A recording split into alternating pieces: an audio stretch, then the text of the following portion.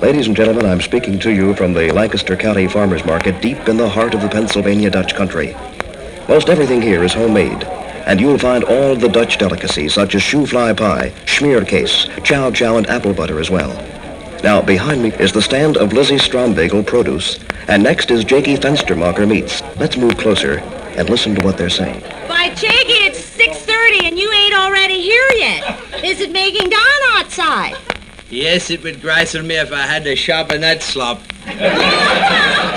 Well, I was down at the courthouse sitting on a jury on that there train case.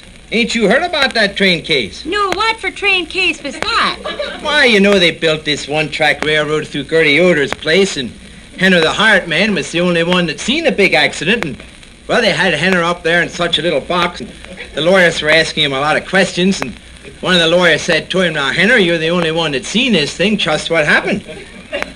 Well, Henner says, "I was out plowing in the field there, right by the railroad track. All of a sudden, I looked up, and why, there came the Blue Ball Special. But I looked down the track the other way, and there came the Intercourse Flyer. Why, they blutched together right in front of me."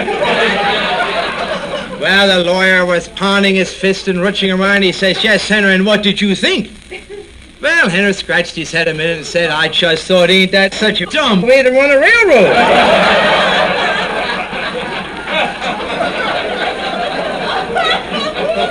Jakey, ain't you such an authority on railroads? Well, in a way, Liz. I was trying to be one of these here conductors, you know. I didn't stay in that job too long. Why, what happened? Well, I was trying out to be a conductor on the Reading Railroad.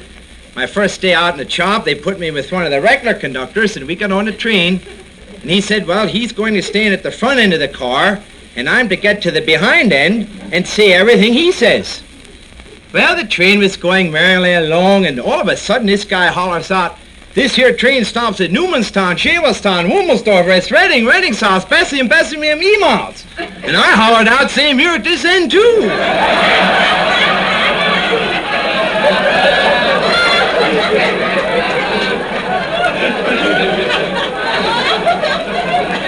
This train travel is something wonderful.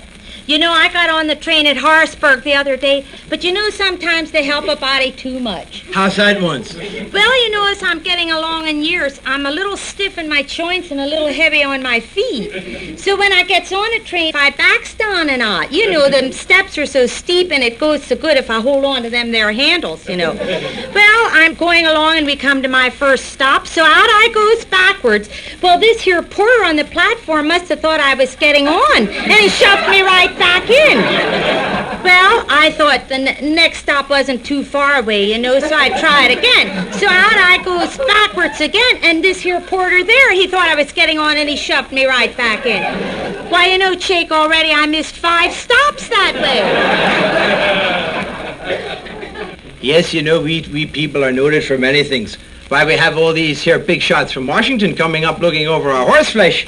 Just the other day, one of these big politicos came into my place and says, "Jake, I want to buy a horse." Well, I says, "Fine." Well, he says, "I want to buy a nice, gentle horse, something that the kiddies and the wife can ride and drive." He says, "Jake, I like that horse over there." Well, he was looking at my mare, Maisie. Well, I says, "I can't sell her to you. She don't look so good." He says, "I want that horse." Well, I sold her to him. Liz, it wasn't 2 weeks later, boy, he came roaring back through the barnyard. You should have seen him. He was boiling mad. He says, "Jake, you know that horse you sold me?" I says, "Yeah." Well, he says, "The wife and kiddies and I, we were out riding and driving, and in fact, we were driving along the road, and all of a sudden that horse reared right off into a pole. Jake, you know, I think that horse is blind." Why, I said, "I told you that when I sold her to you. I said she don't look so good."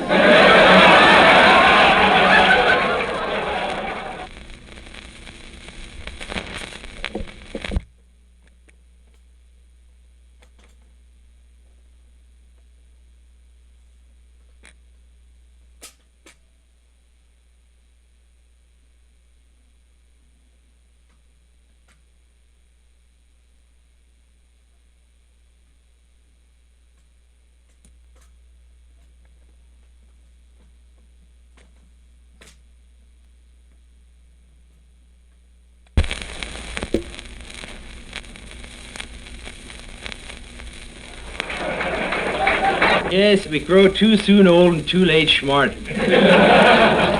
And you know, my age is showing on me, too. How's that one? Well, I had to go see the doc the other day about my regularity. I says, Doc, I'm really worried about this thing. I am so regular, Doc, I've got to go every morning at 6:30. Well, the doc just laughed. He says, Jake, well, that's wonderful. He says, I have men half your age in my practice that would be very, very happy to be able to go every morning like that. Yes, I says, but Doc, I don't wake up till 7:30.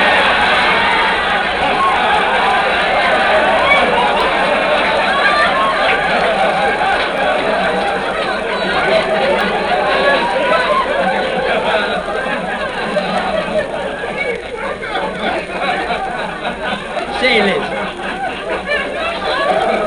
how about your boy? Well, I went to see the doc about him, too, and I told him how my boy was always playing in the dirt and making these here mud pies and every now and then eating one of them, usually the biggest one. Well, he says, you don't have to worry none about that. He says it's perfectly normal for boys to play in the dirt and to make mud pies. And if he eats one, he says a little dirt won't hurt anybody now and then. Oh, I said, that relieves me. But now, Doc, what should I tell his wife?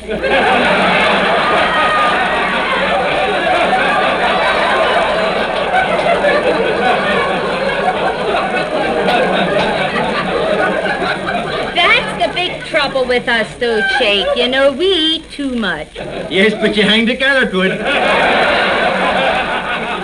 I hope. But you know, when I seen the doc the other day, he tried to tell me I was overweight. Imagine that, me overweight.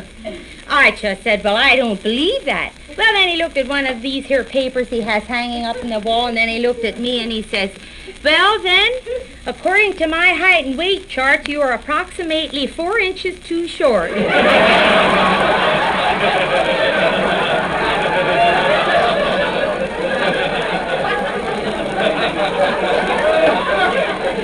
You know, George was making out the income tax, and he says that he ought to go down to see one of these here accountants, you know. So he went downtown and he walked into one of these here places where them men are, and he says, do you do income tax? And the man says, why, sure, what can I do for you?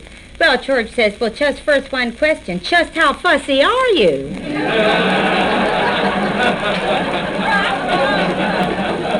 Well, Liz, I don't go in for that income tax business. Why not? Well, they say once you start paying, you can't stop.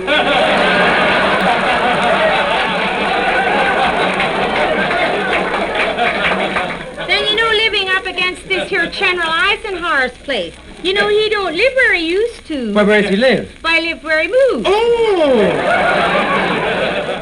Just the other day, I was out feeding the peepees back on the farm, and another one of them there big shots come up. Oh, he was really uptown. He was driving one of them high-powered two-toner swept-up cars, chewing one of them there big fat cigars. And he stopped and he says, lady, am I going toward Gettysburg? And I said, well, I don't know. Well, he said, if I go straight ahead in this road, would it get me out to Lancaster? Well, I said, you can't go straight. Well, then he was getting a little exasperated, and he said, well, if I go back the way I come from, would that get me out to the turnpike?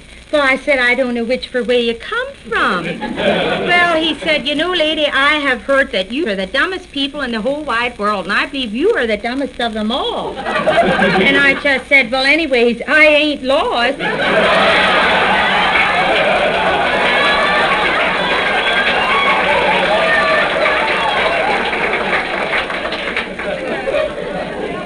Say, Liz, how do you get to Gettysburg? Well, I think we ought to go down by Paradise and Intercourse, but then we got to cross... Wait once. No, let's get turned around. Shouldn't we get through Mount Will or Mount Joy? Well, yes, but then how do we get across the river and the tracks? You know, Jake, I don't think you can get there from here.